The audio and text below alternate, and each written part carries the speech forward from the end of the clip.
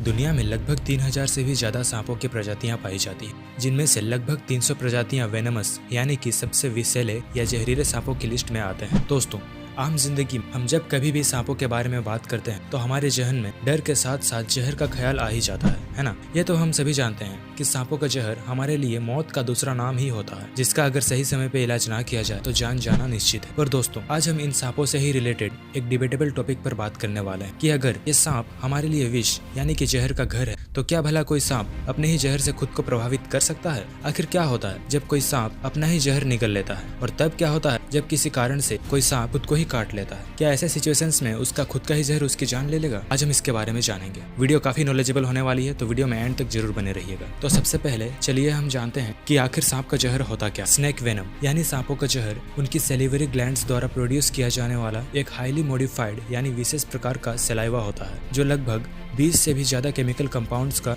एक complex mixture होता है। इस मिक्सचर में कई तरह के टॉक्सिक यानी जहरीले प्रोटीन्स, एंजाइम और जानलेवा केमिकल्स मौजूद होते हैं, जो अक्सर किसी भी शिकार को काफी तेजी से इमोबिलाइज कर देते हैं। सांप के जहर का सबसे मेन कंपोनेंट होता है प्रोटीन, जिसका असर काफी विस्तृत यानी कि स्पेसिफिक होता है। अगर किसी सांप के जहर को आप सुखाएंगे और उसकी केमिकल कंपोजिशन का पता लगाएंगे तो आपको उसमें 90 से 95% अलग अलग तरह के प्रोटीन्स ही मिलेंगे। हालांकि उनके जहर में कुछ ऐसे भी कंपाउंड्स होते हैं जो सिर्फ उनकी डाइजेशन क्रिया में ही मदद करते हैं, पर ये कई प्रकार के प्रोटीन्स ही होते हैं जो इसे असलियत में जहर बनाते हैं। यानी कि वास्तव में सांपों का जहर कुछ प्रोटीन्स ही होते हैं। इसके साथ ही सांपों के जहर में कई तरह के पॉलीपेप्टाइड टॉक्सिन्स जैसे साइटोटॉक्सिन्स, कार्डियोटॉक्सिन्स भी मौजूद होते हैं, जिनके बारे में हम आगे जानने वाले हैं। इन्हीं टॉक्सिक प्रोटीन्स और पॉलीपेप्टाइड टॉक्सिन्स की वजह से ही सांपों के जहर को 4 अलग कैटेगरीज में डिवाइड किया गया है, जहाँ इनके असर बिल्कुल ही अलग अलग हो जाते हैं। तो सबसे पहला है हेमोटॉक्सिन। ये हेमोटॉक्सिन जहर हमारे रेड ब्लड सेल्स को खत्म कर देते हैं और साथ खून को भी जमा देते हैं, जिसकी वजह से खून का फ्लो रुक जाता है और स्ट्रोक और हार्ट फेलियर होने के चांसेस बढ़ जाते हैं। नंबर 2,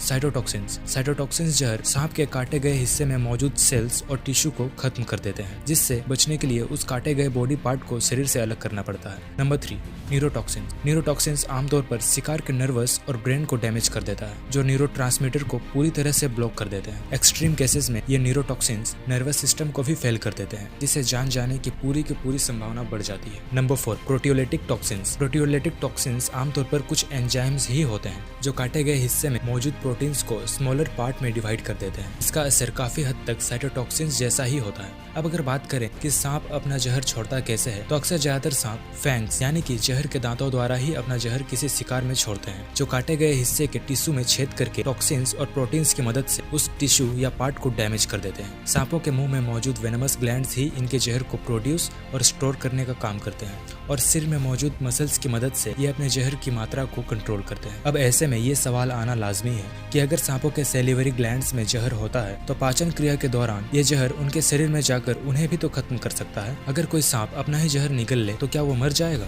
वेल दोस्तों, इसका जवाब है बिल्कुल भी नहीं। अक्सर पाचन क्रिया के दौरान जहर में मौजूद प्रोटीन्स और हार्मफुल टॉक्सिन्स सांप के पेट में मौजूद स्टोमच एसिड और डाइजेस्टिव एंजाइम्स द्वारा सिंपल फॉर्म में ब्रेकडाउन कर दिए जाते हैं, जो पूरी तरह से हार्मलेस होता है। आपको जानकर हैरानी होगी दोस्तों कि हमारे पेनक्रियाज में भी कई तरह के जहरीले कंपाउंड्स मौजूद होते हैं, जो कई सेल्स द्वारा ढके हुए होते हैं। अगर किसी वजह से ये कवरिंग हट जाए और ये कंपाउंड्स हमारे खून के साथ मिल जाए तो बहुत ही कम समय में हमारी जान जा सकती है। ठीक इसी तरह अगर कोई सांप खुद को काट ले और उसका जहर उसके ही खून में मिल जाए या किसी बॉडी टिश्यू में चला जाए तो ऐसे में वो सांप खुद की ही जान ले सकता है। तो हम इस कंक्लूजन पर पहुंचते हैं कि जहर का ब्लड स्ट्रीम में चला जाना ही आमतौर पर सांपों के खुद की ही जान लेने का कारण बनता है। तो आज के लिए बस इतना ही। अगर वीडियो अच्छी लगी तो वीडियो को एक लाइक और ऐसे ही नॉलेजेबल और इंटरेस्टिंग फैक्ट्स के लिए हमारे चैनल को सब्सक्राइब जरूर कर लीजिएगा।